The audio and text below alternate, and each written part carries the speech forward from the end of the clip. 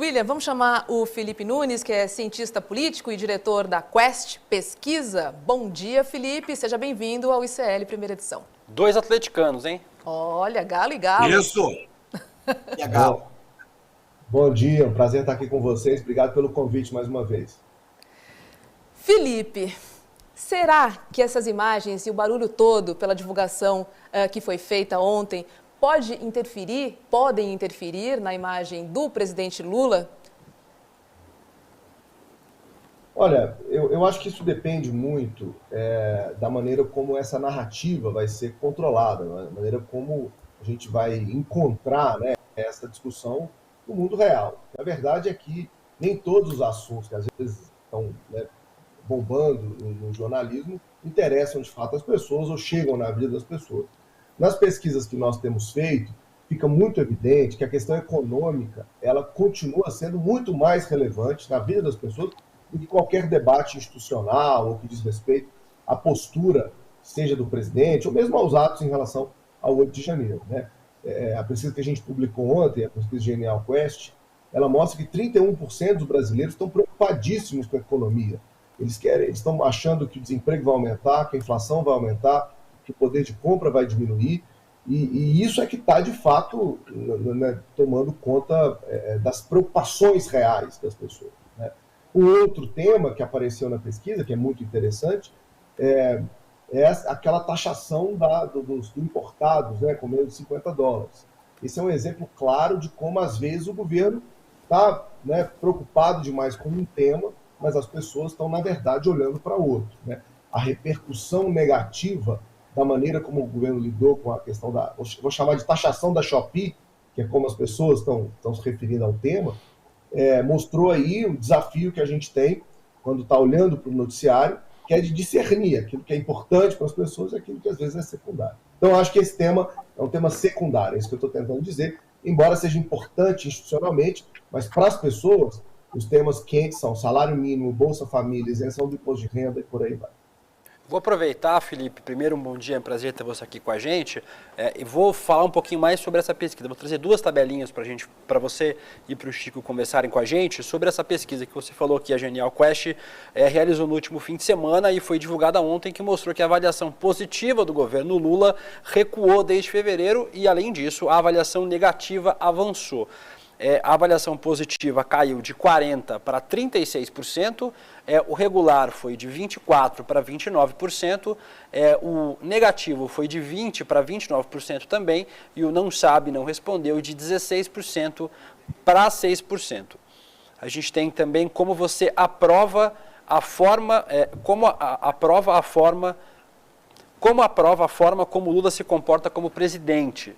Em fevereiro, esse número era de 65% de aprova e foi para 53%, e 29% de desaprova para 40% agora em abril. Não sabe, não respondeu, continuou 6% para 7%. Queria que você falasse um pouquinho sobre esses números, o que levou a essa queda nesses números para a gente, Felipe. Depois queria que você, Chico, comentasse também sobre esse resultado dessa pesquisa Quest.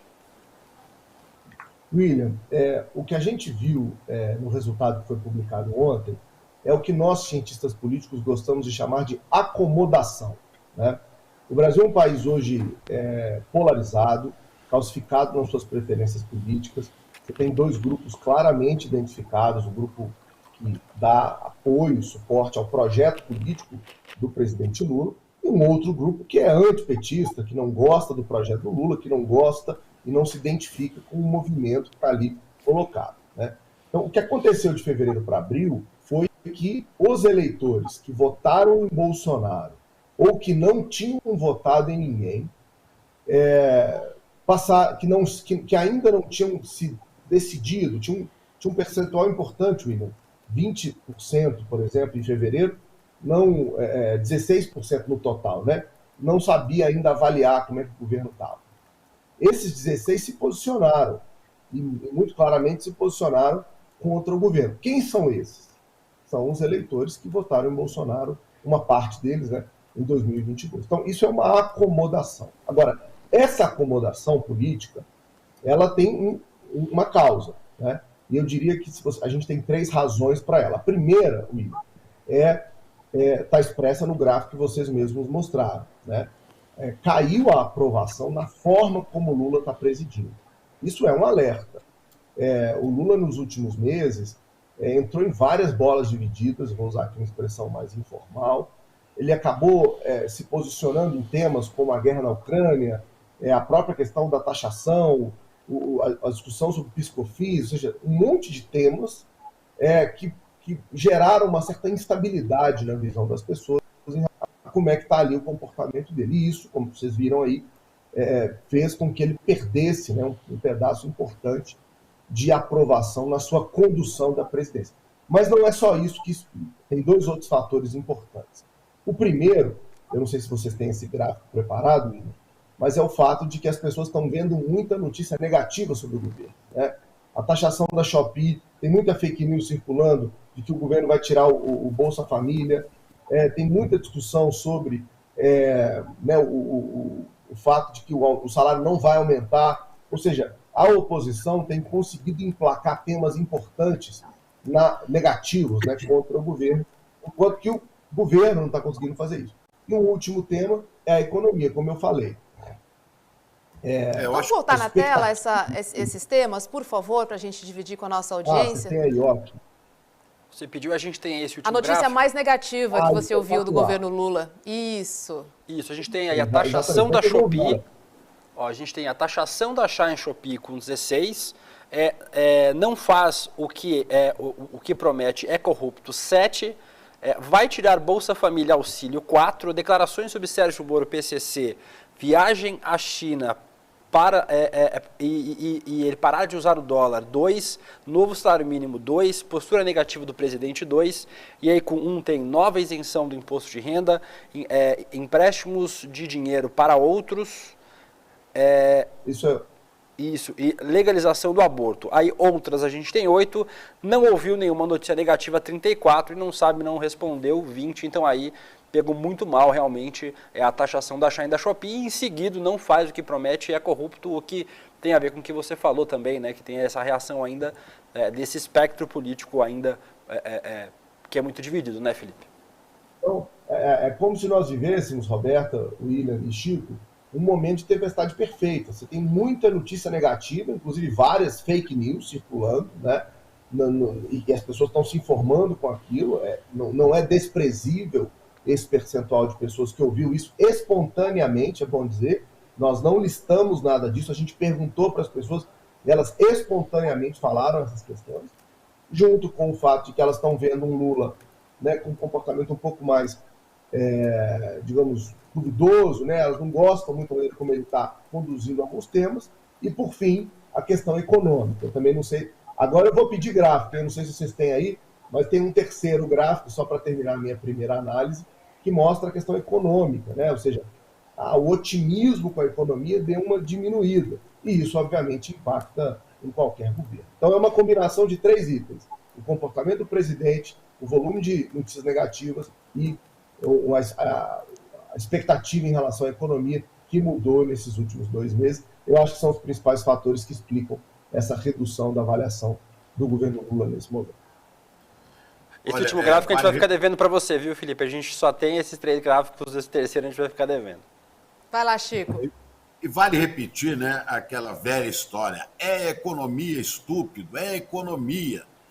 Quando lá em 1993, Estados Unidos metido numa crise, numa recessão, e o George Bush, o pai, era presidente, e o novato nessa briga, Bill Clinton, começava a crescer nas pesquisas, e os Estados Unidos tinham se metido na Guerra do Golfo, e o Clinton começou como candidato a atacar fortemente o Bush, candidato à reeleição, dizendo que o Bush estava se metendo onde devia na Guerra do Golfo. Então vem um publicitário chamado James Carville, que diz para o Clinton, aconselhando o Clinton: sai dessa briga, não tem nada a ver com a Guerra do Golfo.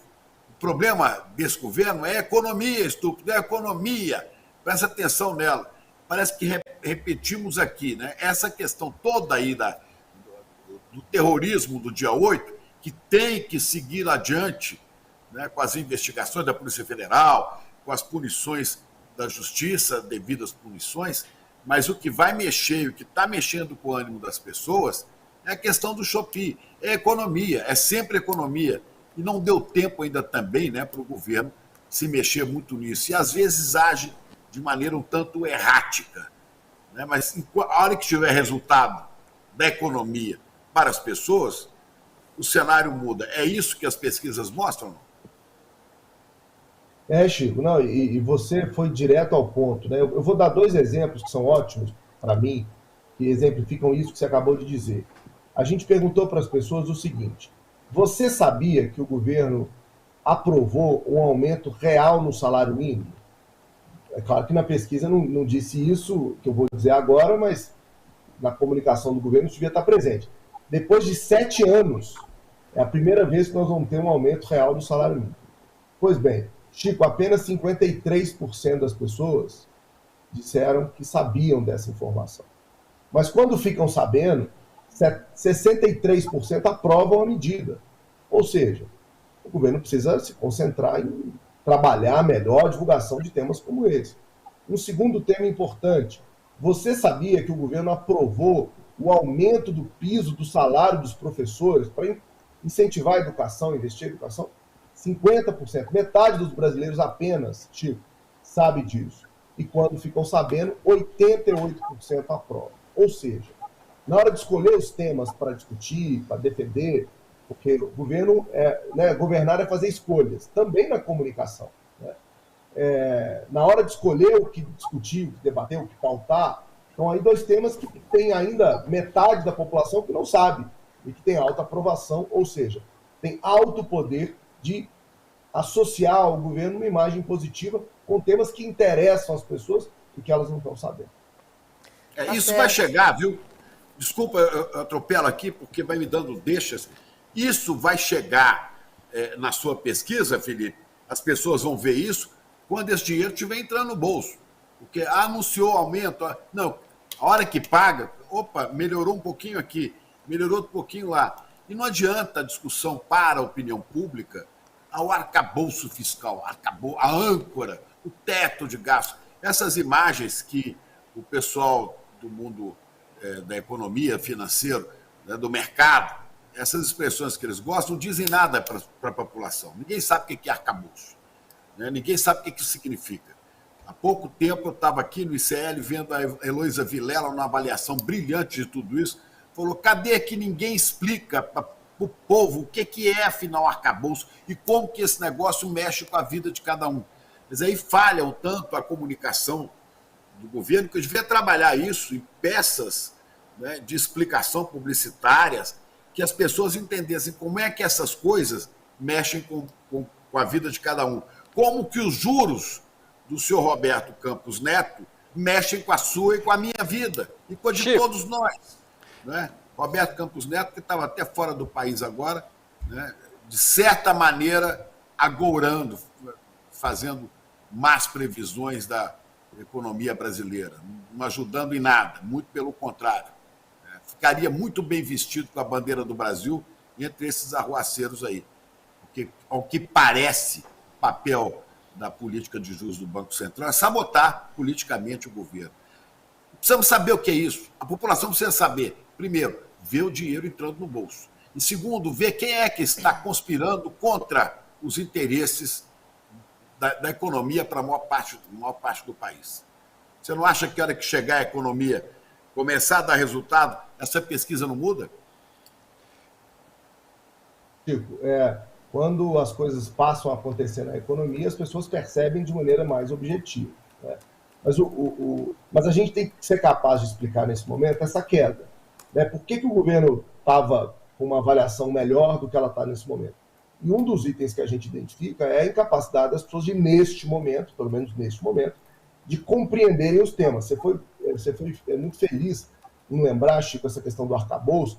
Uma das perguntas que a gente fez no survey foi exatamente: você ficou sabendo dessa discussão do arcabouço? 20% apenas dos brasileiros ficou sabendo disso. Aí a gente tenta explicar um pouco durante a pesquisa e pergunta para as pessoas: você entendeu o que é esse arcabouço? A grande maioria dos brasileiros que participou da pesquisa diz: eu não entendi nada, eu não sei do que se trata esse arcabouço. dessa matéria que saiu ontem, publicada na coluna da Miriam Leitão, no jornal O Globo. Então, isso é para mostrar que o governo tem os seus desafios, né? Tem muita coisa acontecendo, tem muita ação sendo tomada.